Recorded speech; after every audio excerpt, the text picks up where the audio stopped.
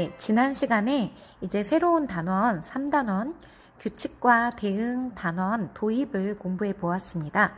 오늘부터 이제 대응 관계에 대해 하나하나 배워보도록 하겠습니다.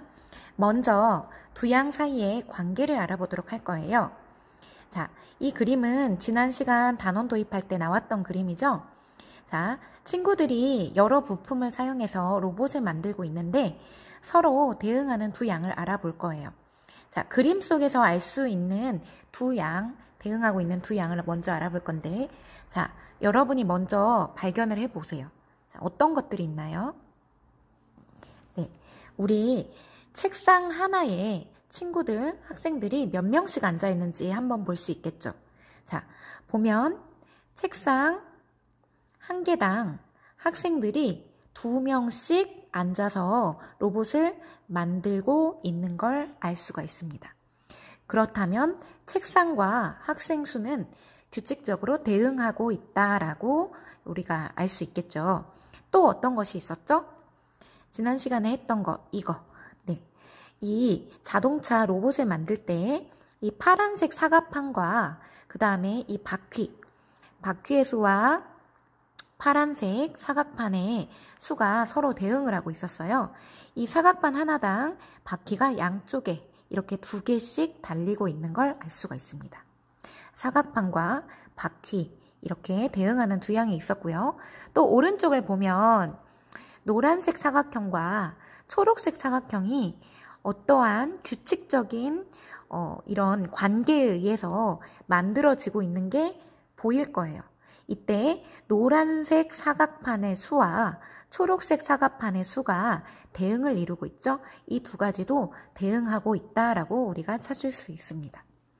그러면 먼저 이 중에서 이 파란색 사각판과 바퀴를 가지고 먼저 우리가 대응 관계를 알아볼 건데요. 자, 준기는 사각판과 바퀴를 사용하여 자동차 로봇을 만들고 있습니다. 사각판 수와 바퀴 수 사이에 어떤 대응 관계가 있는지 알아볼 거예요. 자, 사각판 수와 바퀴의 수가 어떤 규칙으로 변하고 있는지 알아보려면 개수를 확인을 해봐야 될 거예요.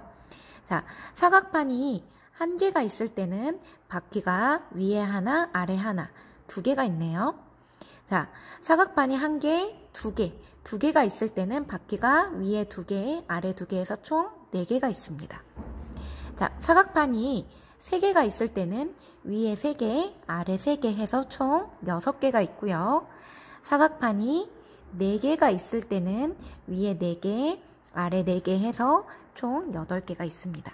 자, 이때 알 수 있는 규칙. 자, 사각판이 하나씩 늘어나고 있죠. 하나에서 2개, 2개에서 3개, 3개에서 4개. 이렇게 늘어날 때마다 바퀴는 어떻게 늘어나고 있나요? 네, 2개씩 늘어나고 있구나. 이렇게 우리가 알 수 있어요. 사각판이 1개씩 늘어날 때 바퀴의 수는 2개씩 늘어난다. 이런 규칙을 우리가 찾을 수 있고요. 또 하나 찾자면 사각판 하나당 바퀴는 2개. 자, 여기 2개에는 위에 2개, 아래 2개 해서 2는 4, 4개. 사각판이 3개에는 3개, 3개에서 3이 6.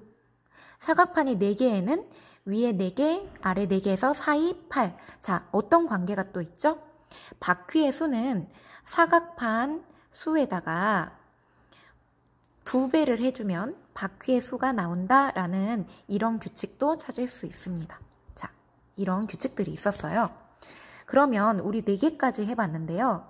자, 그 옆 페이지에 이어서 조립할 모양을 준비물 5쪽에 보면 스티커가 있어요.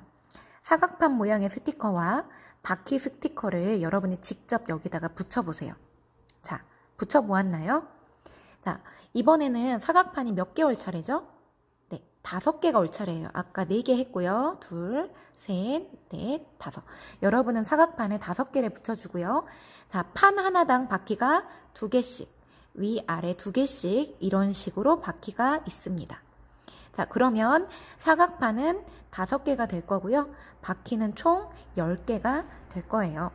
그러면 만약에 사각판이 6개라면 여기에 바퀴와 사각판을 하나씩 더 넣으면 되겠죠?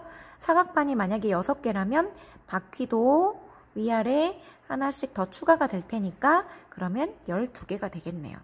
자, 그러면 사각판이 10개일 때 바퀴는 몇 개가 필요할까? 네, 알 수 있는 방법은 굉장히 다양해요. 방금 우리가 한 것처럼 붙임딱지를 정말로 사각판 10개를 붙이고 위아래 바퀴를 다 붙여도 되고요. 아니면 선생님처럼 그림을 사각판을 10개를 그리고 위에 아래 바퀴를 이렇게 그려봐도 됩니다. 하지만 우리가 붙임딱지를 붙이지 않고도 사각판의 수를 알려면, 그리고 바퀴의 수를 알려면 우리 이 대응 관계의 그 규칙을 이용해서 풀면 좀 더 붙이지 않고도, 세어보지 않고도 구할 수 있겠죠. 자, 대충 기억을 해보자면 여기 사각판이 만약에 있어요. 그러면 위에 만약에 사각판이 10개가 있다면 위에 바퀴가 몇 개가 올까요? 네, 10개가 올 거예요. 그러면 아래도 바퀴가 몇 개가 오죠? 10개가 올 거예요. 그럼 바퀴의 수는 총 몇 개인가요? 네, 20개가 오겠구나 라고 우리가 유추해 볼 수도 있습니다. 아니면 아까 우리가 찾았던 규칙 있죠? 그 규칙을 활용해서 바퀴의 수는 아까 사각판 하나당 바퀴가 2개, 자, 사각판에다가 곱하기 2를 하면 바퀴수가 나왔죠? 이 규칙을 활용해서 풀 수도 있어요. 사각판이 10개라면 여기다 곱하기 2를 해서 바퀴의 수는 20개겠구나 이렇게 표현할 수도 있습니다. 여러분이 좀 더 편한 방법으로 설명해도 괜찮습니다. 자, 그러면 우리가 이제 이걸 말로 표현을 해볼 거예요. 이 단어는 사실 뭐 수학적으로 뭐 더하기, 빼기, 곱하기, 나누기가 복잡한 단어는 아니고요. 이런 대응 관계를 말로 잘 설명하는 게 이 단원의 핵심이에요. 어떤 규칙이 있는지 대충 머리로는 이해가 되는데 그걸 말로 표현하지 못하는 친구들도 있어요. 이번 기회에 이런 수학적인 용어나 수학적인 규칙을 말로 설명하고 표현하는 연습을 좀 많이 해주면 좋을 것 같아요. 자, 어떻게 하면 되느냐? 네, 어렵지 않아요. 사각판 수와 바퀴 수의 관계를 말하라고 했으니까 이 두 가지를 사용해서 문장을 만들면 됩니다. 자, 예를 들어서 사각판을 먼저 주어로 사용한다면 사각판의 수는 바퀴 수에 얼마의 관계가 있을까요? 자, 사각판의 수는 곱하기 2에서 바퀴가 나왔으니까 거꾸로 바퀴 수에서 어떻게 해주면 돼요? 반으로 나누면 되겠죠. 바퀴 수의 반과 같다. 이런 식으로 표현하면 됩니다. 자, 또 문장을 좀 바꿔서 바퀴 수를 이걸 주어로 만들어 볼게요. 바퀴 수는 무엇이다?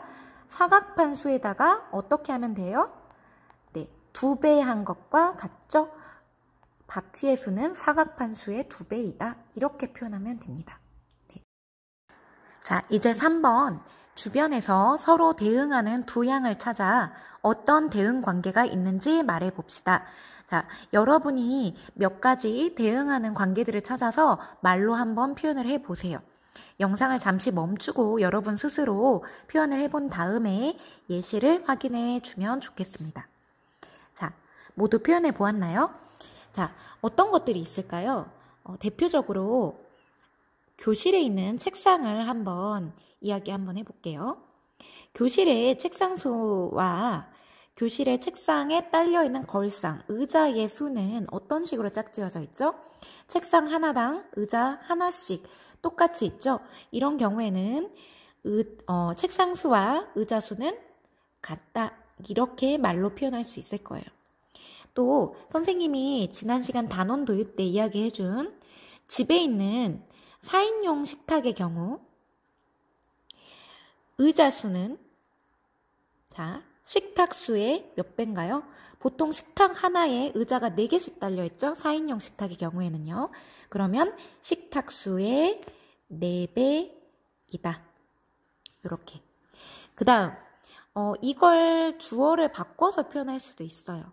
자, 4인용 식탁에 식탁 수는 이라고 주어가 식탁이 된다면 의자 수의 몇 배인가요? 4분의 1이다. 의자 4개당 식탁 하나니까요. 이렇게 주어에 따라서 문장이 좀 바뀌기도 합니다. 자, 자동차와 바퀴도 해볼게요. 우리 표현을 해보면 알다시피 좀 많은 개수가 앞으로 나오는 게 조금 더 편하죠. 곱셈을 이용할 수 있으니까요. 자, 자동차의 바퀴 수는 자동차 수의 몇 배인가요? 4배이다. 자동차 하나당 바퀴는 4개니까요. 자, 이 외에 뭐 응용해서 얼마든지 바꿀 수 있어요. 두발 자전거 같은 경우 자전거의 바퀴 수는 자전거 수의 2배이다. 이런 식으로도 표현할 수 있겠죠. 그 다음 여러분한테 있는 뭐 무슨 책장 같은 경우에 우리 집 책장의 수는 아니면 책장에 있는 서랍의 수, 이 칸, 책장에 있는 서랍 칸의 수는 뭐 책장의 수의 몇 배이다. 뭐 이런 식으로도 표현할 수 있겠죠. 또 창문, 우리 집에 있는 창문의 수는 뭐 예를 들어서 방에 창문이 몇 개씩 달려 있다면 방 개수의 몇 배이다. 이렇게 표현할 수도 있고요. 자, 서로 대응만 한다면, 규칙적으로 대응하고 있다면 그 양을 찾아서 이렇게 말로 표현해 보는 연습을 해 보았습니다. 자, 다음 페이지 52쪽과 53쪽도 다음 시간에 두 양 사이의 관계를 알아보도록 할 거예요. 모두 수고하셨습니다.